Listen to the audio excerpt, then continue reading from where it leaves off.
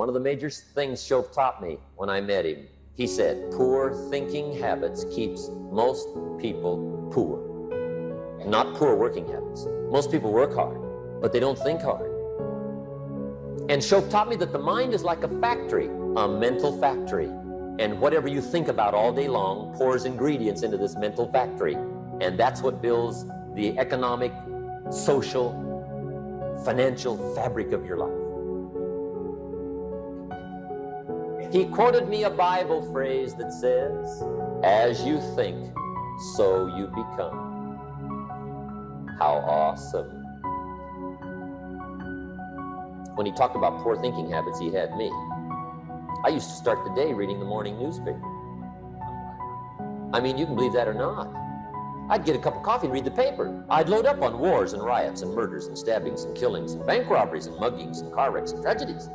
I'd even read the back pages. I seem to like that stuff for some weird reason. I'd load up on all that, and then I'd start the day. You can imagine the kind of days I used to have. The guy says, I want to be a great leader. Wonderful. The first thing we do is follow him to his house. When we get there, we walk in and check his library, number one. Somebody says, well, why check his library?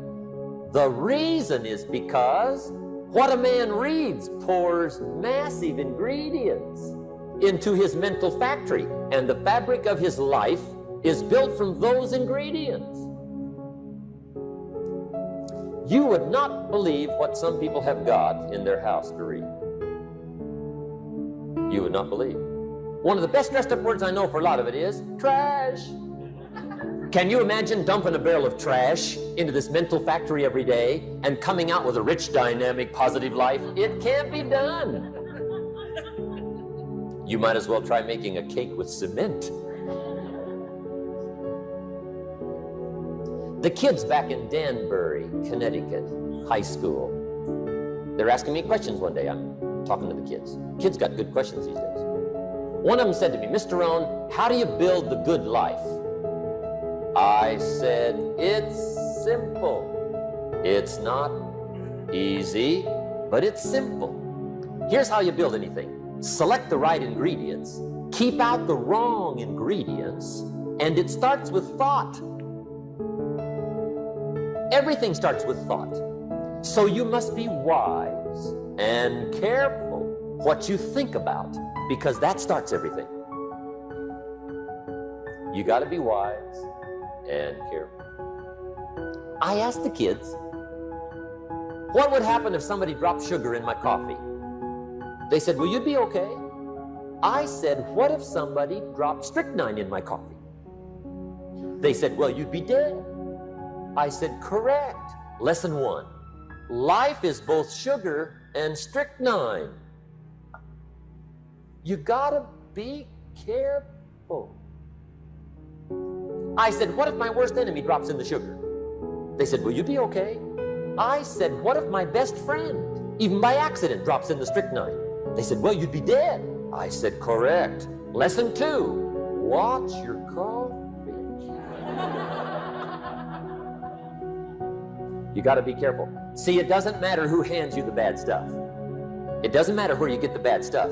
It'll still do its damage on your bank account, wherever you get it. Mr. Shoaff gave me one of the greatest phrases when I first met him, when he said, Jim, every day stand guard at the door of your mind. How important. Stand guard at the door of your mind. Now, our philosophy comes from a lot of places. Let me give it to you. Number one, from teaching, the influence of others, from the books we read, from the classes we take. And you might underline the word influence. This is where a big share of our philosophy comes from, influence. In another series, we asked three major questions. Who am I around? That's called big questions. Some questions are little and some are big. This is a big one. Who am I around? Question number two, what are they doing to me? This is called major. This is called big. Where have they got me going? What have they got me reading? What have they got me thinking? What have they got me saying? And the big biggie, what have they got me becoming? Influence plays a major role in the development of our philosophy. How we think, how we speak, the formulation of ideas, the things we weigh concerning values. All of this is so important. What we know, the mind, thinking, processing ideas and information. Ideas are simply information taking form. Now we do something very important with what we know. We weigh it. We put it on our mental scales and we weigh it. And I don't know, we may give it a number from 1 to 10. Probably not consciously. But if we hear something and we come into possession of some information and we give it a 10, we'll probably act on it right away. If we give it a 1, we'll probably let it slide. If it's important, we'll do something about it. If we don't think it's important, we'll probably let it go. But it's so important to evaluate. A key word we learn in leadership skill training, perception. Trying to find value in something. Where is the value? How valuable is it? How important is it? Is there something here that I can't see at first glance? Is there something below the surface? Is there something in the inner workings of it? What goes behind it? What goes beyond it? What is its origin? All of these questions that help us come to the perception of value, ideas, evaluating information. Now here's what's important: to have a good set of mental scales. What if in processing information your mental scales were off? And you weighed everything a little wrong? Do you think that would affect your life? The answer is, of course. And all you got to be is a little off for 10 years. And you can imagine what the difference is. I got a key phrase for you. Life accumulates. We either accumulate the debt or the value. We either accumulate the regret or we accumulate the equity. Now, we must all suffer one of two pains, the pain of discipline or the pain of regret. And I'm suggesting discipline, mental discipline to refine ideas. Of course it's laborious, and of course it's a push, but it's called small price to pay so that you won't have the regret later on. Regret weighs tons. Discipline weighs ounces. So if you accept the early ounces of discipline of thought to refine ideas, and not just let major questions go by. What about society? What about the government? What about taxes? What about religion? What about life? What about capital? What about business? What about society? All of these major questions. What about my life and my value and my place and my future? And what about life? What about origin? What about destiny? What about opportunity? What about possibility? All of these major questions. To let them go casually by is to miss the treasures that your life could accumulate into in the coming months, the coming years. So this is called major. What we ponder and what we think about sets the course of our life. It's like the set of the sail that's taking us somewhere. Let me give you a good question to write down. Where are my thoughts taking me? This is a biggie question. Where are my thoughts taking me? These are some of the things you want to make sure of. You might be able to be casual about some things, but here's some things not to be casual about. My philosophy is taking me somewhere. Big question, where? The accumulation of equity will either be there or won't be there. Life accumulates. And I'm either accumulating debt that I'll be sorry for, or I'm accumulating value that I'll be happy about. Key phrase, up front, the decisions are easy. Sometimes after we've lived a few years now, to repair our mistakes and get back on track seems like a tough job.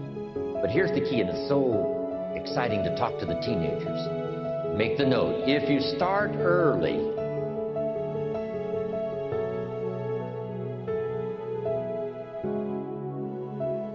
the fortune belongs to you if you start early. All fortunes that are available to humans, if you start early, promise looms large and the odds are heavy in your favor. Now, yes, it's possible to do some radical things starting late and still arrive with some good treasures and some good things. But when you haven't got that much time left, now sometimes the decision has to be so drastic people are not willing to make it, and they're too tired and too weary and too ill. And say, look, I don't have much time left. It's not going to happen for me anyway. It's easy to take that attitude. But everyone here, we've got the time over the next 10 years. We've got the time the next 20 years. We've got the time the next 30 years to make some repair now in our errors of the past and set up some new disciplines. And I'm telling you, that's going to change everything. So, 5 years from now, I wish for you to arrive at a well-designed place.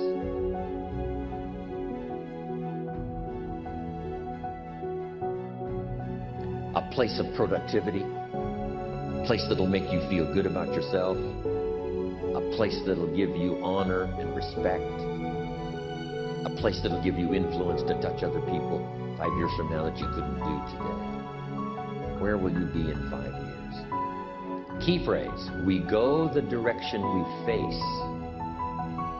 We go the direction we face.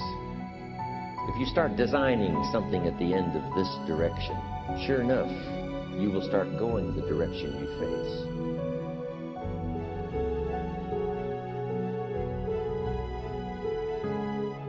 Next phrase, direction determines destination. Destination is not determined by hope. It's not determined by wish. Destination is determined by direction. You cannot change destination overnight. You cannot change destination overnight. Which means you can't arrive at a 5 years from now place tomorrow. But here's what you can change today and overnight. You can change direction. And it is so fascinating what a little small change of direction will do. A few decisions in discipline, a few decisions in learning, a few decisions in change of behavior, change of habit, a few decisions in setting goals that you've sort of let drift before. Like I did at age 25, didn't have a list. I immediately started to change that. And I immediately started to change my direction. In less than 7 years, I was a millionaire. And that was just my economics. But I am so thankful for the circumstances and whatever else arranged it for me. Some things are arranged and we don't even know how they've occurred. For you to be here, do you imagine the chain of circumstances that caused you to be able to sit in this auditorium today? It's amazing. This had to happen, and this had to happen, and this door had to close, and this door had to open. And all of those things, for me to be here, for you to be here, I just didn't drop out of the sky, right? And you arrived here. From all kinds of directions, here we are. And so we just say, wow, part of that's a mystery, and we let it be a mystery. We don't even try to figure it out. We just say, wow, it's incredible. But now that we're here, how could we collectively and individually affect each other's lives? It's by doing just what we've done. Study, learn, teach, shake hands, trade stories, and do all this stuff. So that we can help other people as well as ourselves to make that small journey to a new direction. So jot that down. It's only a small journey to a new direction. Guess how quickly you can change your health? By starting to eat an apple a day. Mama said an apple a day keeps the doctor away. Let's say you've been ill long enough, you've had health problems long enough, and you say, that's it. That's over. I'm going to now start a program. You don't have to really revolutionize your whole health life. Just start with an apple a day. You say, well, is it that simple to change your health life? And the answer is, yes. The key is just to start. You know, you pick up a book on good health, and you get halfway through the book, and it says, now, dear reader, set this book aside, fall down on the floor, and see how many push-ups you can do. And then it goes on to say, and if you have not done that, why not give this book away? It looks like you're not going to do it. Come on, you don't have to radically do something. You can gain momentum and make changes as you go. Just start. Here's what happens when you start a new direction. Self-esteem starts to accelerate. It doesn't take much for you to feel good about yourself. Just committed to a new direction and you feel good.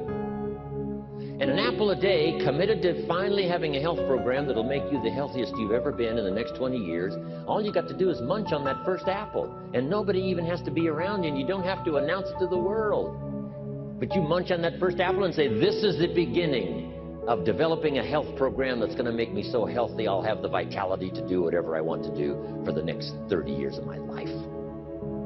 Now, if you eat an apple the second day, you become almost delirious, saying, wow, I'm on my way. Somebody said, just 2 apples. Says, look, you don't understand. Not only did I do it yesterday, I've done it again today. This is really proving to myself with no audience, no microphones, no nothing, just you and yourself. You've convinced yourself, I'm on my way to the healthiest I ever have been. I'm starting a new life. This is the 2nd day. I'm on my way. That's how easy it is to change your life. You don't need some dramatic vision. Just begin something. And maybe by health or by whatever other things we can think of to do, you just get back on a better track. And you decide what goes into your mental factory. Don't let anybody just dump anything they want to in your mental factory, because you've got to live with the result.